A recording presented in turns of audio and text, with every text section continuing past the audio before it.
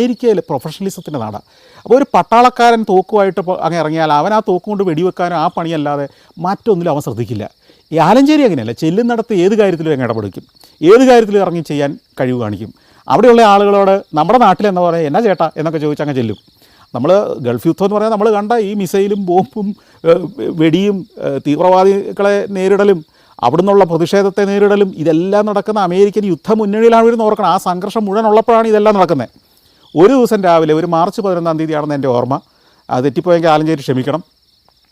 രാവിലെ ഈ dining facility ചെല്ലുമ്പം അത് മുഴുവൻ ഇന്ത്യൻ പതാക കൊണ്ട് ഈ പണിക്കാർ അലങ്കരിച്ച് വെച്ചിരിക്കുക, ആ ക്യാമ്പിലെ പണിക്കാർ, ക്ലീനിങ് സ്റ്റാഫും ഒക്കെ കൂടെ. എന്നിട്ട് ഒരു മേശയിൽ കൂറ്റനൊരു കേക്ക് മേടിച്ച് വെച്ചിരിക്കുക. അന്നത്തെ പ്രത്യേകത എന്താ അറിയോ?